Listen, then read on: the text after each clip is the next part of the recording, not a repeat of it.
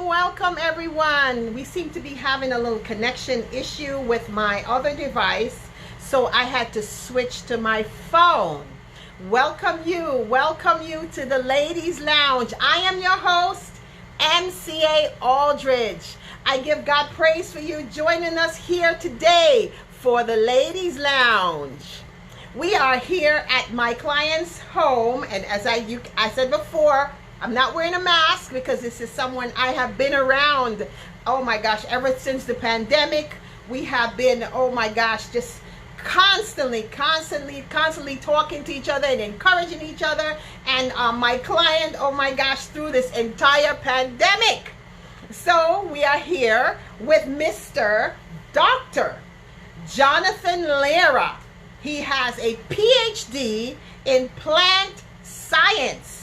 Okay, he is the associate professor and chairman at the Department of Urban Horticulture and Design at Farmingdale University. I don't know, I'm getting everything a little mustard. Okay.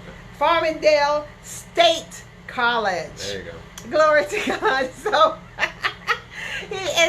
he is my client's son. He is a good son. Oh my gosh, he is the best son. Ladies, you should have a good son like him.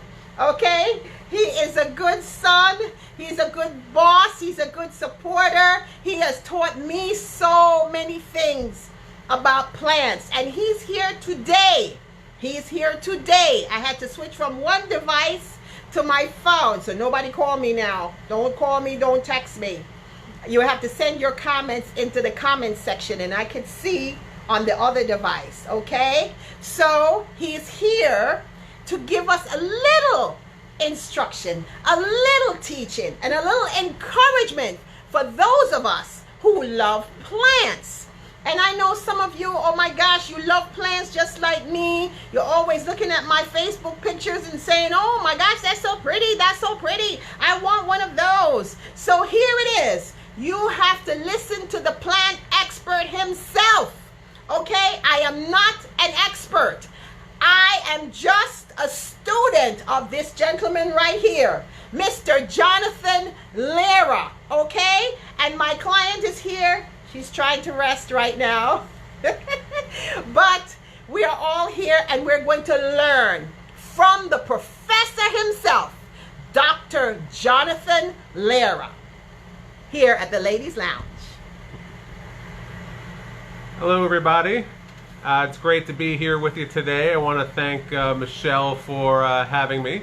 So yes, I do for a living teach horticulture, which is the sort of art and science of growing plants and using them.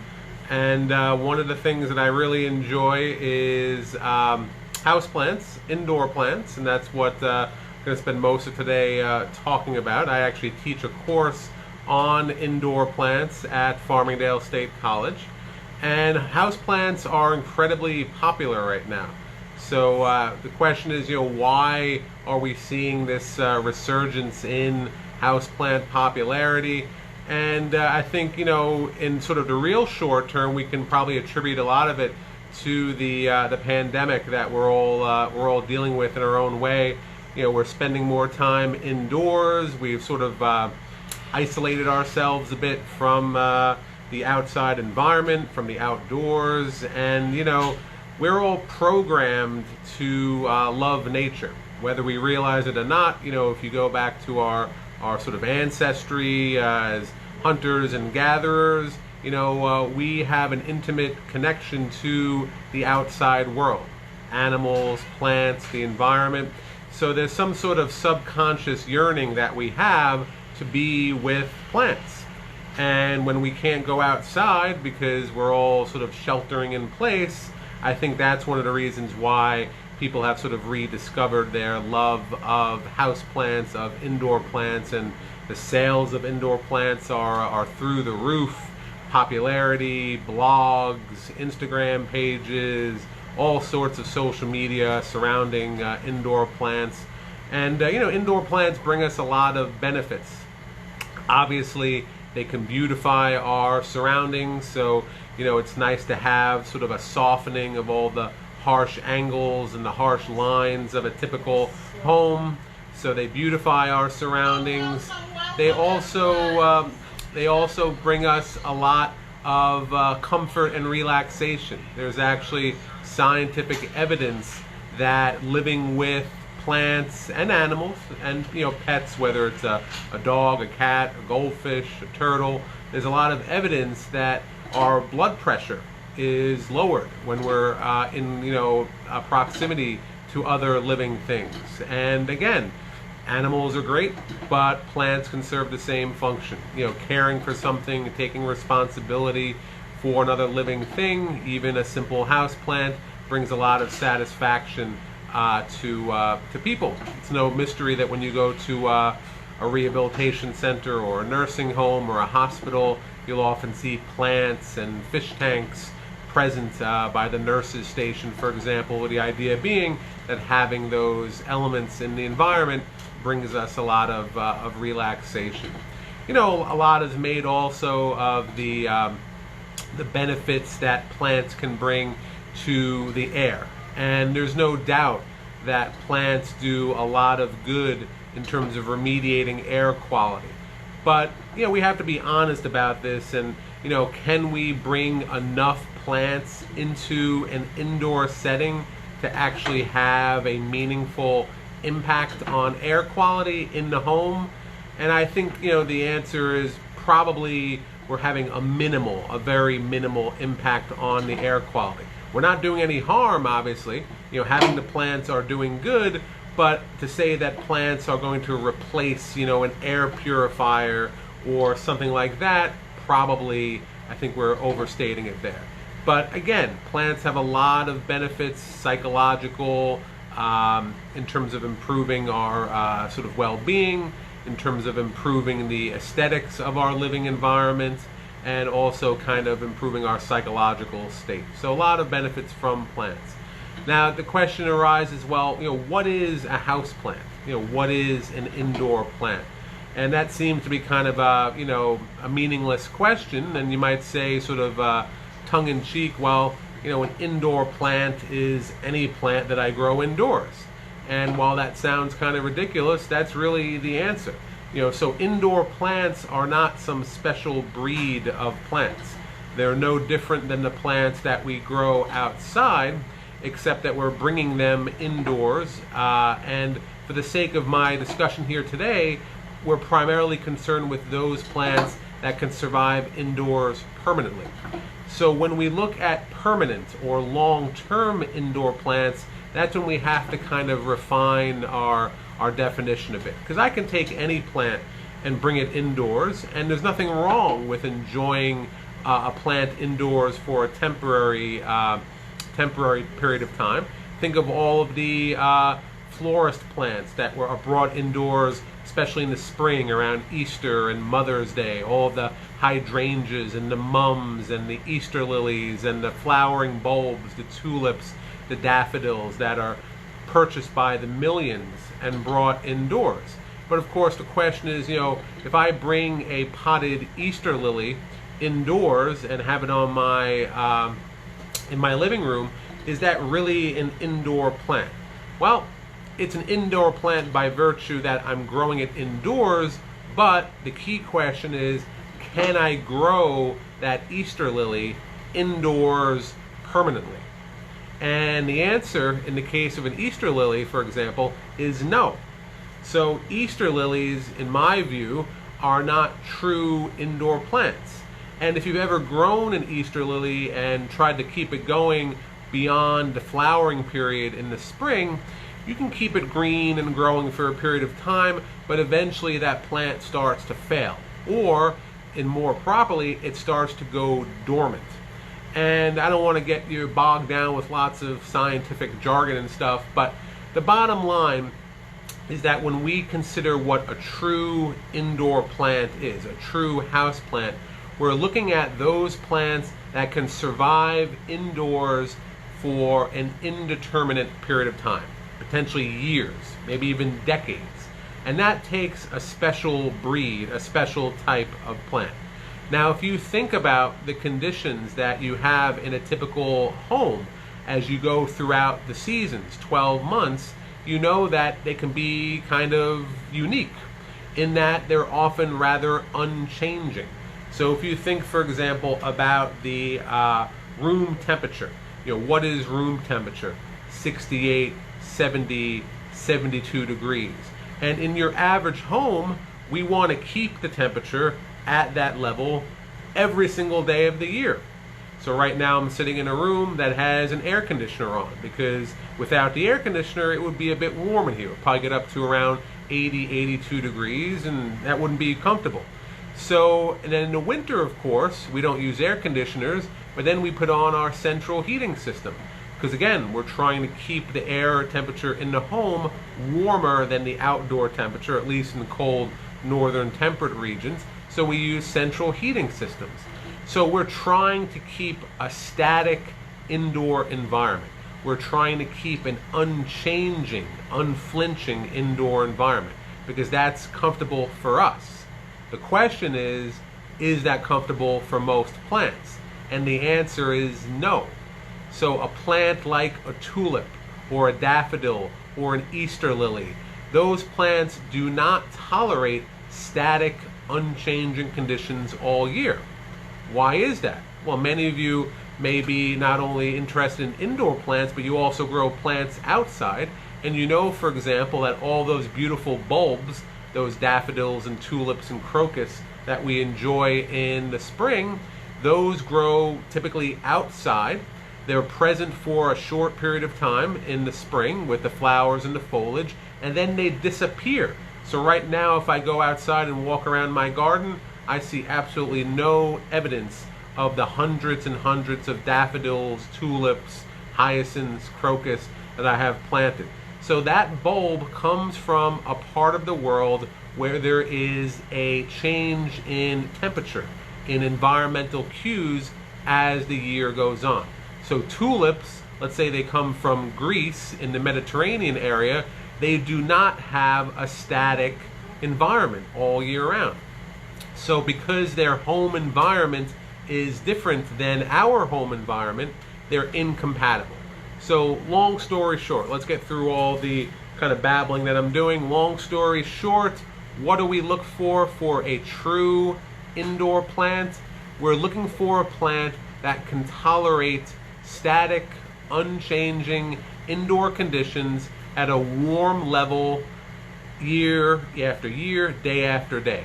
And if you think of a part of the world that has those sorts of conditions, what you would think of are the equatorial regions of the world, meaning the areas along the equator, or basically tropical and subtropical areas. Those are the parts of the world that stay fairly warm all year round. So as a result, if we're looking to grow plants successfully indoors, we're going to have the most success if we select plants that are naturally growing in these tropical and subtropical areas of the world. So when we look at the typical houseplants we grow, things like peace lilies, dracaenas, spider plants, Boston ferns, Chinese evergreens, money trees, succulents, all of these plants that we're going to talk about that are common house plants, if you trace back their natural origin, almost all of them come from warm, tropical or subtropical parts of the world that are somewhat located near the equator, either north or south of the equator. We don't have many plants that we can grow successfully as house plants that come, for example, from New York State. So I can't go out into the forest in New York State or New England, find a pretty plant, dig it up, bring it into my living room, and enjoy it all year. It might work for a week or two or a few weeks, but eventually that plant is going to want its natural cold dormancy. It's going to want to go to sleep. In the winter, I can't provide that in my living room, so that plant is not going to be able to cycle properly, and eventually it's going to peter out and probably die. Okay, so we know what a house plant is, permanent house plant. We know where mostly they come from. We know why they bring us benefit to our indoor living arrangement. So what are some of the things we need to consider when we're growing plants indoors? Well, you need to consider the conditions in your home, your living space, your office, wherever it is that you want to bring an indoor plant. And all plants, all living things need a few primary items to survive. They need to have access to air, to water, to light, and also to some degree nutrition.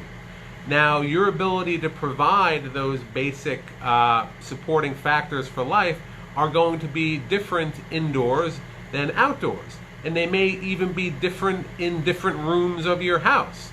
So you know from living in your home that certain windows at certain times of day have different qualities of light. You might have in the morning when you're having breakfast or a cup of coffee, you're sitting in your family room, and at that point you might have bright, great sun coming in. But by noon or the afternoon, that window might be much darker, much dimmer, because the sun moves in the sky, obviously, as the day goes on. So we always look at the exposure of the window. Do we have southern exposure, which is going to be our strongest light, or is the window exposed to the north, which is going to be our weakest light? We might have northern sun in the morning, but then by midday in the afternoon, that light is going to be much dimmer. East and west exposure, that's going to be somewhere in the middle. Of course, if you have a big tree outside, or if you live in an apartment building where the next building over is only 15 feet away from your window, you're going to have other shading that's going to go on. So you have to have some evaluation of the type of light that you have. You also want to make sure that you can keep the conditions warm all year. So for example, if you have a very drafty window, many of us have drafty windows. I'm not saying you can't grow any plants on a drafty window, but in the winter time, if you're trying to grow a true tropical plant like a peace lily, and I have a couple of props here today. So if you're trying to grow a peace lily like this on a windowsill in the middle of January, and that windowsill happens to be very drafty, the plant is not going to be happy because it normally comes from Colombia and Venezuela, and they're not getting blasts of 25-degree air coming in the middle of the winter. Can we grow things in windowsill? Yes, I could talk about that later if there's a question, but for the most part, you want to ensure that you can provide good warm conditions. Another big factor, which many people don't consider, is humidity. And humidity is one of the most limited factors that we have in an indoor environment. You know when you put the heating system on, or maybe the heating system is put on for you in the winter, and that steam comes on, your skin dries out, your lips dry out, you wake up in the middle of the night and your throat is dry, you get more nosebleeds, because basically that air is so dry, almost equivalent to a desert, that it sucks the moisture out of any living tissue, whether it's your lips, your skin, or plants. So it could be very difficult growing plants indoors in the winter unless you're able to provide supplemental moisture. And by misting your plant with a spray bottle of water, or using a humidity tray, sitting your plant on some pebbles that you keep moist, or simply choosing plants which are naturally equipped to handle low humidity. So for example, I'll show you another one here, another one of my little pets that's here. So here's a plant. This is a very popular one these days. It's called a ZZ plant. ZZ, the last letter of the alphabet. And this plant, a ZZ plant, comes from actually eastern parts of Africa, desert areas in places like Tanzania, Kenya, like that, where it's very, very dry because they're semi-arid. So this is a plant here that is actually well adapted to low humidity. And it turns out can tolerate a wide range of light levels. So you can see that when we're considering plants, we have to try to match the plant's natural tolerances for the environment that we have. And if we're going to have a very dry indoor environment, we want to find a plant that can either tolerate that naturally, or we have to do something ourselves to raise the humidity. And that could be as simple as using a mist bottle. So when you leave in the morning, misting your plant, mist it again when you get home in the evening. Use a humidifier in your room. That can be good not only for the plant but also for your well-being. Use what they call a humidity tray or a pebble tray. So again, that's one of the things that people get most sort of shocked by when they start growing plants indoors, is just how difficult it can be in the winter, especially if you use a central heating system that will basically dry that humidity down to a level that's almost the same as the Sonoran Desert or the Gobi Desert. So very, very dry. Another thing to consider is, what are you trying to achieve in terms of your artistic goal? So are you looking for a large floor plant to put in the corner of your apartment to kind of bring some interest there? Are you looking for a small tabletop plant to put on your dining room table? Or maybe you have very limited space and you just simply want to put a few living plants on your windowsill, so that when you look out the window, you have not only some plants outside, but you have a few cute little succulents on your windowsill. And again, plants are going to differ in their ultimate sizes. So I have here one of my larger plants. If I can get the whole thing on the screen here. This is what's called a Dracaena. Dracaena is D-R-A-C-A-E-N-A. And Dracaenas are extremely popular indoor plants because they are very picturesque. They have great symmetry, and you can buy these in larger sizes that are suitable. This is a small one, obviously. It's one of my little pets, but you can buy these larger, and these you could put in a large planter next to your fireplace, in the corner by your bookshelf, next to your dining room table. So that's much different than, let's say, this one here. And this is a little piece of a very popular plant these days. This is what's known as a Sansevieria, or if you prefer the common names, they often call these snake plants, or they used to call them mother-in-law's tongues, which could be potentially offensive to some folks. So we'll stick with snake plant. So this right here is a miniaturized succulent. So this plant also comes from southern parts of Africa, kind of desert parts of Africa, and this is a plant which will not get much more than maybe 6-8 inches tall. It'll tolerate high light or lower light. And I know you can't feel these leaves, but if you could, they feel almost like rubber, almost like they're fake, like they're thick, leathery, and waxy.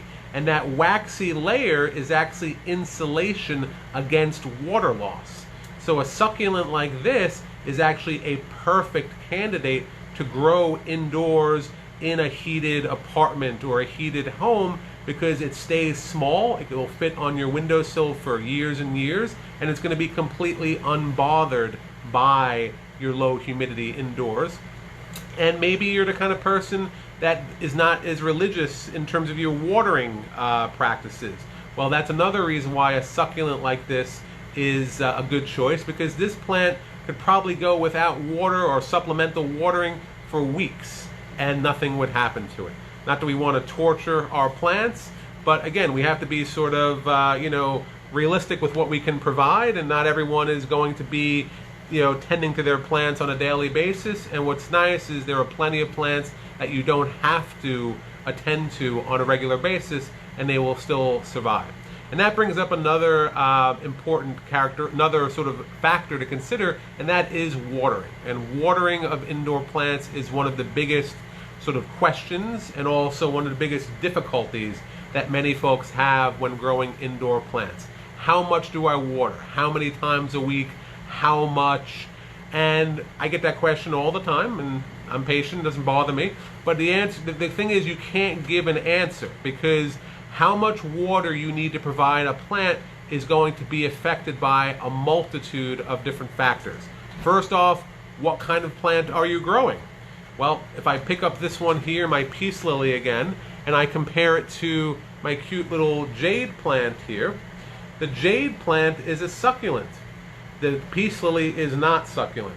So I could grow both of these plants on the same windowsill in the same size pot, and they're going to need vastly different quantities and frequency of watering.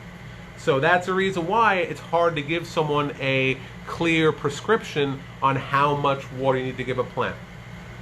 You need to be in tune with your plant's needs. One of the nice things is plants usually tell us when they need water. So a plant like the peace lily here, if this needs water, it will notably wilt. So I could come out, wake up one morning, come out and see this plant on my windowsill, and if it needs water, the sort of rigidity of the leaves will sort of change. They'll start to weep a little bit, and after a short period of time, I'll be able to take that visual cue and know that my plant needs water. Also, small potted plants, you can simply pick them up, water the plant, and then pick it up, and you'll get used to the weight of the plant. And if you pick it up every day, you'll gradually see or feel that plant getting lighter. And you'll know when it gets to a certain level of lightness, weight, that it's probably going to need some water. Now, there's a couple of things that I always tell folks, sort of cardinal rules for success with plants, and I'll mention one of them right now, and it has to do with watering. As a general rule, it is always better to err on the side of lack of water rather than too much water. So what does that mean? Well, this peace lily here, we'll bring it out again. This plant here, if it wants water, I'm going to know right away, because I'm going to see the plant weighs less, the leaves are not being held upright, the color of the soil will change. It won't be a dark black, it'll be more of kind of a light gray. I'm going to know when this plant needs water, and if I simply provide it with a little drink to the point where I saturate the soil and water emerges from the holes in the bottom of the pot, then within a short period of time, it will perk up again and be perfectly happy. If I tend to be heavy-handed with my watering and I water it too much, what tends to happen if you keep your plants too wet is the roots. And I'm not going to pull the plant out of the pot, but I can show you some roots here on this little orchid that I brought in. So you can see here some roots on this plant. It's actually normal for this orchid to have roots perched above the soil. But most roots are typically embedded in the soil, and those roots have to have access to oxygen. In the soil, there are pores, microscopic little voids, gaps, pores, and those pores are filled with a mix of oxygen, air, and water. It's crucial that there's air in the soil, otherwise we get what we call rot, or anaerobic respiration, and when plants start to rot, that is often a death sentence. So one of the ways that we can avoid rotting plants is to not water them every day, not keep them soaking wet, let them dry gently between waterings.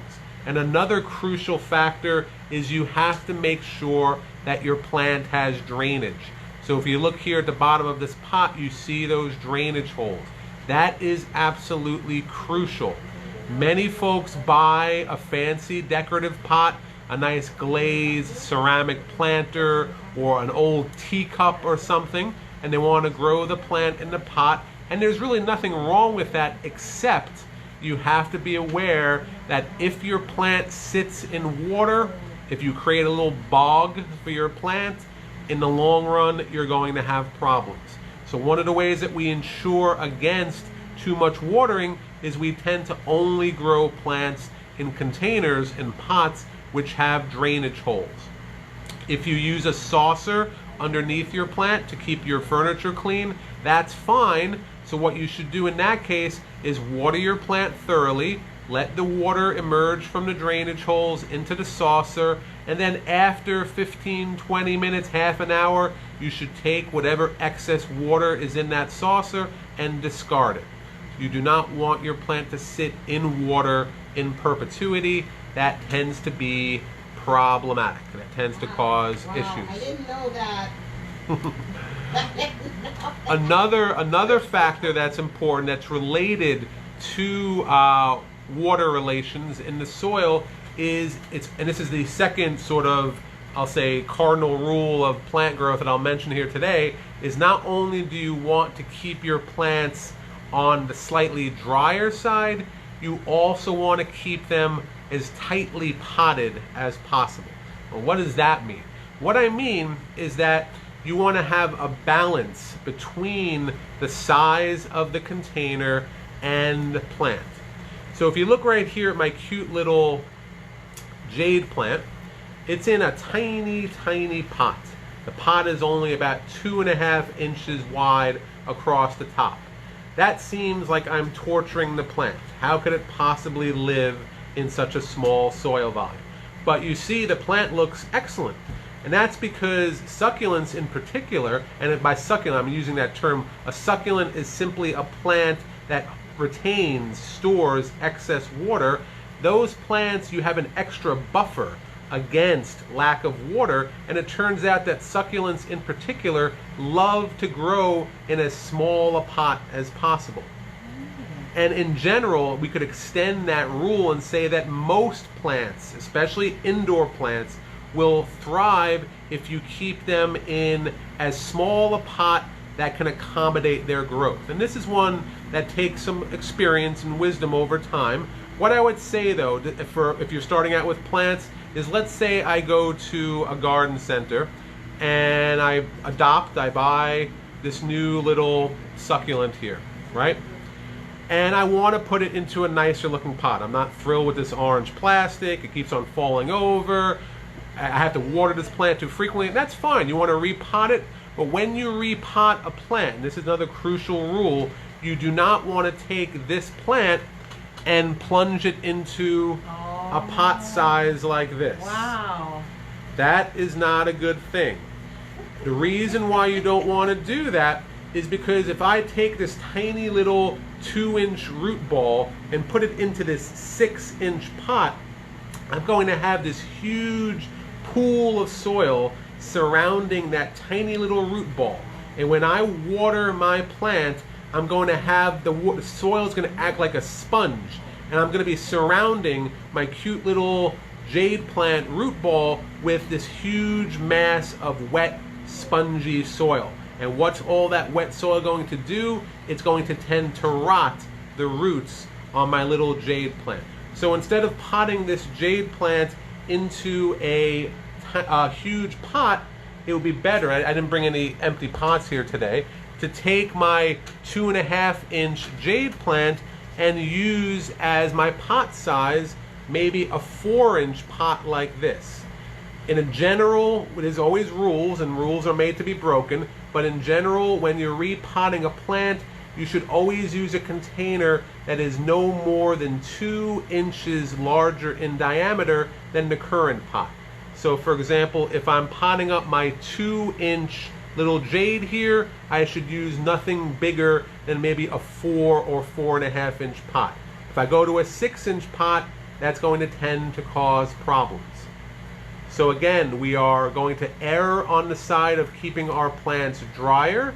We're going to not over pot them. We're going to use a pot that has drainage holes. Those are all things that if you follow those basic rules, you're going to have much, much more success, especially as a beginner with indoor plants. And we're also going to select plants when you go to a garden center. And I know we all like to go, myself included, to discount stores, big box stores, to buy plants or to buy anything. If you're starting out buying house plants, I would probably encourage you to go to a private nursery, meaning a nursery that has some knowledgeable sales staff, so that you can tell them, first off, you know, I want to grow house plants, I'm a bit of a novice at it, and they're going to ask you questions. Well, what is your light exposure? How big a plant do you want? And they're probably going to direct you, especially as a beginner, to some of the key sort of easier to grow groups of plants. One group that they'll probably point you to, especially if you have lots of sun and low humidity indoors, again, is going to be the succulents. There's a reason why succulents are so popular right now, because many of us do have very dry conditions at home, especially in the winter. And if you're lucky enough to have a lot of light, like a sliding glass door or a skylight or a southern facing window, succulents would be perfect for you, because succulents generally need high light and they like low humidity. So that's a reason why they're so popular. Plus they're really cool. Obviously succulents come in an infinite variety. Some of them are kind of perverse looking. They have wonderful foliage textures, foliage shapes, colors. So succulents are popular for a reason. Let's say you're sort of a person and you don't have a lot of light, but you have a window that is maybe a north facing window. The light is a bit dimmer. Then you might go for your sort of easy care, low light foliage plants like the Dracaena or like the peace lily. These are much more leafy. They're not succulent, but these grow in sort of the forest floor in tropical areas. And since they're used to that dappled light, they also can tolerate lower light in your home or your apartment. So again, if you go to a good garden center, and I'm not saying you can't find a knowledgeable person at a Home Depot or a Lowe's, you can, but again, if you're starting out and you want to kind of really, you want to learn something and you want to increase your chances of success, go to a private garden center that has knowledgeable sales staff, and they can direct you to the groups of plants that are going to thrive in your environment. I think we may have some questions, so I'm not sure how much longer I really want to go here, but I want to let Michelle interject some questions perhaps. Okay, we're watching here the Ladies Lounge. I am MCA Aldridge. We have our guest today. We're here to learn. We're here to lull, and we're here to laugh. Let me tell you, I'm laughing at myself today with my plant skills. Even though he's been teaching me, I'm laughing at myself, okay? There are some questions. One lady had asked about the air conditioning. She said she started getting spots on her plant because of air conditioning. In the summertime, she find that she started getting spots. Okay. That's because of the air conditioning. It could be, you know, in terms of plant problems, things like spots and dry leaf tips, those are two of the most common problems we see. And you know, again, as Michelle mentioned, I teach, and the classic professor's answer is to give a non-answer. So I can't give you exactly a reason why you might be getting spots, but I can tell you that changes in environment. So for example, using an air conditioner or using the heating system, and all of a sudden the air quality, the humidity level changes, that can definitely cause some shock to a plant's leaves. Very often they will grow out of it. So when you bring a plant home from a garden center, that plant might have been growing in Florida 2 weeks ago. So you bring it from Florida to a garden center, it has to travel on a truck, then you buy it and bring it home to your living room. That plant has gone through a lot of trials and tribulations in a 2 to 3 week period. We shouldn't be surprised if when we bring it home, if a couple of leaves, especially lower leaves on the plant, turn yellow and fall off. What that means is the plant is probably acclimating to its new environment. Hold off on the watering a bit. Don't overreact. Don't pour on more water, more fertilizer. Give the plant a few weeks to acclimate. And in most cases, when it starts to push out new growth, that new growth will be much better adapted to the new environment, your home, and the plant will be fine. Same thing, you might put plants out on your terrace or on your fire escape or your patio in the summer. And then in a few weeks, maybe by late September, you're going to bring those plants back in. What we'll often see after we make the plants go through a transition like that is they will drop some of their leaves. Again, that is natural. It's natural for the plant to drop leaves when it's changing environment. Do not overreact, and definitely do not water more in that case. When a plant is under stress, watering more and fertilizing more is not going to help. Water and fertilizer are not medicine.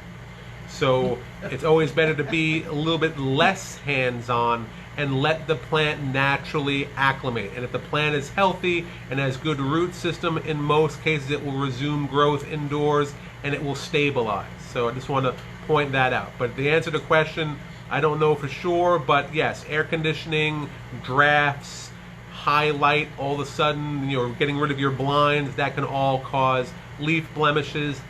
In most cases, leaf blemishes are just that. They're minor aesthetic concerns. If you have sticky, kind of gooey, exudate on your plants, or you see little sort of cottony white masses or things, that's where you might have an insect. That's a different story. But in most cases, little spots and dry leaf tips, it's just a minor aesthetic concern, nothing to worry about. So what about plants that have those little white things you mentioned inside the house? Yeah. By the spray? Yeah, so there are first thing you should probably try to do is identify what the plant pest is. There's lots of good guides online to common houseplant pests where you can basically, visually, match up what you see to a glossary. And most things you get indoors, you get a lot of things like we call spider mites. You get scale, which are these little sort of armored, little sort of brown or orangey structures. Yes, Or you get mealybugs, and I've always mealybugs have always been my sort of bugaboo. No pun intended. Yes. And those are all insects, and they have piercing, sucking mouth parts, and they insert their mouth parts into your plant, and they basically suck the life out of your plant. And yes, if you have an infestation of those, you need to do something. You can go to any, again, well-stocked garden center, and there's all kinds of remedies. Many of them will be chemical-based, and obviously many of us are resistant to using chemicals indoors. But thankfully, you do not have to use harsh chemicals. Simply taking some rubbing alcohol, if you can find it these days, which is not easy, but taking some rubbing alcohol and Q-tips or cotton swabs. And especially, it can kind of be like a meditative experience to sit there with your plant and a little cup of alcohol and cotton swabs, and simply remove off as many of those scales or mealybugs that you see. Also, sometimes if you have things like spider mites, which can be very problematic, simply taking the plant into the shower, which maybe is not something you thought about doing ever, being joined in the shower with a plant, but taking the plant into the shower, or if it's during the summer, even outside, and giving it a wash down with some water, that can remove 60, 70, 80% of those insects just by splashing water on it. There are other more non-toxic sprays you can buy, things like what are called insecticidal soaps, which are just that. They're actually kind of fatty acid soaps that you can spray on plants, and they will physically smother the insects and kill them. You should always follow the label directions when you're using these. So, before you spray anything on your plant, see what the recommended rate is, how often you should do it. Remember that because it says spray the plant once per week, you might say, well, if I spray it 3 times a week, it's going to work that much better, but it doesn't always work that way with living things. You could potentially damage the plant if you use too high concentration of the remedy, or if you apply it too frequently. So follow the label directions, ask someone who's knowledgeable at a good garden center, look online. There's so many forums and blogs, and I'm not a social media maven, but there's an infinite amount of information you can find online. I always say, if you can find academic information, meaning information that's connected to a cooperative extension service, like the Cornell Cooperative Extension here in New York, or another university, oftentimes that will be a bit more accurate maybe than just a hobbyist. But there's plenty of good hobbyist sites out there also. Okay, one of the things, one question, as we know, a lot of people go and they pick up orchids. Right. Orchids at the garden center. Or you go to Costco, you see orchids. You're tempted to buy an orchid because it looks so beautiful. Right. And or that one over there, you have the African violet. Am I correct? Yep. This is the African violet. Special one, but yes, it's like an African violet. Yes, he has the special plants. He gets plants imported from China, Japan, Taiwan, all over the world. Everything is done legally. Of course, legally, because he's the professor. Right. So, you see something like that, you buy it, you take it home, because I've had people ask about orchids, and of course African violets, which is very popular in the home because they look so pretty in the store, and you want to keep it looking like that. So what do you do in order to cure that? And then sometimes it's difficult to get them to bloom while they're in the house. Yep. Yes. That's great. Good question. So we'll start with orchids. Orchids are seen as this holy grail of horticulture. They're unattainable. They're impossible to grow, and it's actually not true. You know, there are thousands of species of orchids, and it's all about plant selection. So if you want to try an orchid, the one that you should start with is the one like I'm holding here.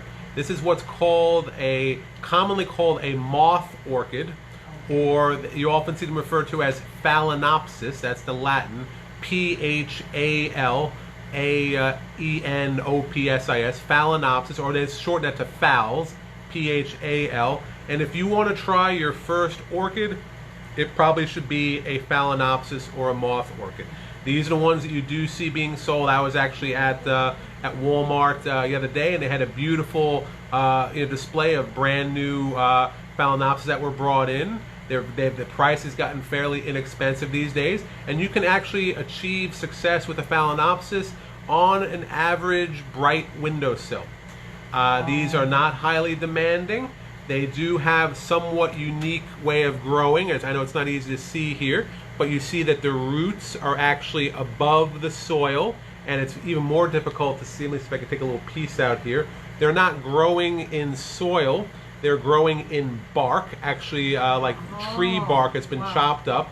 And that's because if you do a little bit of research on these, you'll see that Phalaenopsis orchids in nature, they actually grow not on the ground. Most of them actually grow in trees. Yes, yes. It's what's called an epiphyte.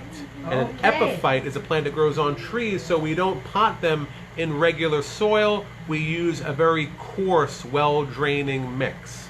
But long story short is that a Phalaenopsis is probably your best starting point. There's loads of information online about how to grow these. Can they be rebloomed indoors? The answer is yes. I've had in my office a number of years ago, we had one of these growing with my secretary, and the plant actually rebloomed for a few years in a row just by itself. So the answer is you can all grow orchids, just make sure you go for one like this, and if you have success with a Phalaenopsis and you like orchids, you can move on to the next one. There are other ones. There's things called oncidiums, which are a little bit easier to grow. Did you want me to talk about the African violet, or? Yes, African violet. A lot of people get those. Yeah, too. Sometimes with an African violets are tropical. They're popular because they are one of the easiest plants to bloom indoors repeatedly. Okay. But they are tropical, and they like warm conditions, and they also like regular moisture. And that's where many folks have a problem, is how do I keep the plant evenly moist without rotting it? It seems to be kind of a very fine line. Yes, and what I'm holding here, this kind of little pretty pot, this is actually a special pot, and if I pull this out, you can see that the pot actually comes in two different parts. This is actually what's called a self-watering planter.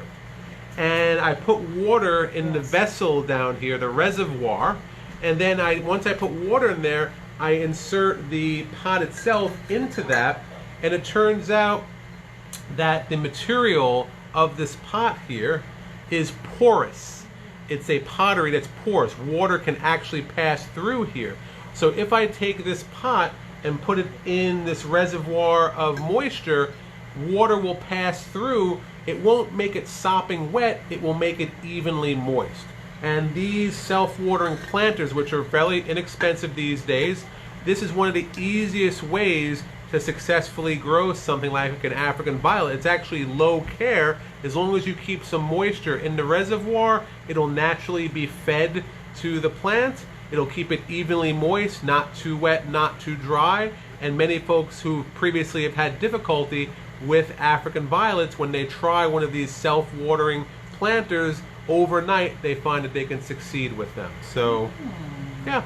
One thing I was mentioning about African violets, they are tropical. They hate having cold water on their leaves. That's one of the things that people often mistake is, you fill up your watering can with cold water, you water the plant, you get lots of drops of cold water on the leaves, and then a few days later you see all these sunken, kind of ulcerated regions on the leaves. So most people who grow African violets in pots, they'll actually water them from the bottom. So they'll actually, put the plant in a saucer, if they're, regular pot, not these self-watering pots, and they'll let the plant absorb the moisture from the bottom for a half an hour, and then simply remove the saucer of water. They won't water it from the top they'll water it from underneath to keep the water off of the leaves. Okay, okay. So, you know, again, some plants have these little idiosyncrasies, mannerisms. So African violets are wonderful, but if you follow a few basic rules, some of which we summarized, you can have much more success than you might have in the past. Okay, one husband wanted to know about his wife having too many plants. If there's any such thing of having too many plants in the house. Yep. That's a husband about the wife. You know, I'm biased. I'm a plant lover. I'm a plant collector, and I get new plants almost every day. So, I mean, from a sort of self-serving perspective, I would say you can't have too many plants indoors. Same way, I always find ways to add more plants. You can see a bit of my garden behind me here, and it looks a bit like a jungle, and it is like a jungle because I always want to find ways to wedge more plants into my landscape. So from that, you know, sort of tongue-in-cheek perspective, you can't have too many plants. You know, I think the only risk of having too many plants indoors is potentially if this, you know, you could have some issues with fungus if it's too moist indoors, too warm and moist. But I think that for the most part, having more plants indoors is not going to cause any problem. It's all a matter of, you know, living in harmony with your, you know, companions or your family. But I would say it's really hard to have plants are not going to cause damage. You know, in some cases, people who have allergies or maybe have some sort of respiratory problem, maybe you want to ask your doctor first. He might suggest that you go more with succulents which tend to be drier and maybe would have less of a risk of molds and mildews. So again, you know, if you have a sensitive respiratory pulmonary issue, you might want to just ask your doctor. But you know, I would say there's very few people that couldn't have at least a few succulents which are fairly dry and sterile indoors. Okay, next question here on the Ladies Lounge, Dr. Jonathan Leherer. Okay, someone wants to know about plant food and vitamins. What's the best recommended one for houseplants? Plant vitamins or plant food for the houseplants? Okay. So a few general comments about feeding your plants. You want to sort of err on the side of not overfeeding. Again, you know, plant food, fertilizer, you know, is not medicine, especially if you have a plant that you think is suffering, that is losing a lot of leaves. The answer is usually not to fertilize more. You can buy appropriate houseplant fertilizers anywhere, even at places like CVS and Walgreens. You know, usually it comes as a liquid, and it will say on that bottle, you know, add 2 drops, 5 drops, 10 drops per quart or gallon of water, because you want to have the proper dilution. So any product like that will work. I think more important in the product you use is when you use it and how much. First off, plants do go through growth cycles that differ during the year. There is no point in fertilizing, pushing a plant in the middle of winter. Plants are not actively growing. Here in the northern hemisphere, plants slow down their growth. They're slowing down right now. We hate to admit it, but we're already here, you know, in the latter part of August. The days are getting shorter, and the plants know that. Hormonally, they know that, and plant growth is slowing down. So plants, whether they're indoor plants or outdoor plants, we tend to say that fertilization regimes should start to slow down and come to an end this time of year. Fertilizing is probably, of houseplants, is probably best practiced from around March to July, August. That's when you fertilize. Use a commonly available, you know, fertilizer, whether it's Peters or Miracle-Gro, it doesn't make a difference. Follow the appropriate dilution instructions, and typically you don't need to add fertilizer more than maybe once every other watering. So if you're watering your plants once a week, skip a week between fertilizing. Again, it's unlikely you're going to kill or damage a plant by under-fertilizing. It is much more likely to cause damage to a plant by over-fertilizing or over-watering. Plants are much more adaptable than we are. Plants can survive under much more varied conditions than we can. So it takes a lot to kill a plant from underwatering or under-fertilizing or under-potting. If you're too sort of, if you pamper your plants too much, if you love your plants too much, and that's usually manifested in too much water, too much fertilizer, too big a pot, that's when you often damage your plants. It's easy to kill a plant with kindness. It's unlikely to kill a plant through a bit more poverty. Not that I'm saying you want to torture your plants, but again, general rule, if you take anything away from what we're doing here today, is don't overwater, don't over-fertilize, don't use too big a container. If you follow those 3 rules, you're going to have more success than you might have in the past. Okay, scientifically. Scientifically. Right. Is it okay to talk to your plants? Does it help? Right. To talk to your plants. Right. To name your plants. Because I was criticized for not naming my plants. Right. What about naming my plants and talking to my plants scientifically? Right. Good question. Now, scientifically. So, there's been probably thousands, millions of science fair projects of, kids in 7th, 8th grade exposing plants to music, record players, talking, petting the plant, etc. Does it have a meaningful impact on the plant? What I would say is it can't do any harm. Does it actually cause the plant to grow better? I would say probably not. But what's equally important, and it gets back to what we were talking about at the onset of the talk here today, is growing plants indoors is really about you and sort of improving your living environment and making you happier. So if naming your plant, talking to your plant, petting your plant makes you feel better or gives you more satisfaction, then go ahead and do it. Personally, I don't do that, but that's just me. I don't. But again, feel free. Okay. I think we have had lots of questions, and we've held up Mr. Leherer, the doctor himself, long enough. So I thank you for joining us here at the Ladies Lounge. I'm your host, MCA Aldridge. Thank you for joining us. I didn't see any more questions. I wasn't informed of any more, but you can always put them in the comment section. Those of you that are going to watch afterwards, put it in the comment section and we will read it and we will get the information for you and the response. Thank you for joining us here. We'll be looking forward to seeing you again next Tuesday at 3 p.m. on the Ladies Lounge. Thank you for joining us. I am your host. We came, we did learn, we did laugh, and we loved. Hallelujah. Thank you.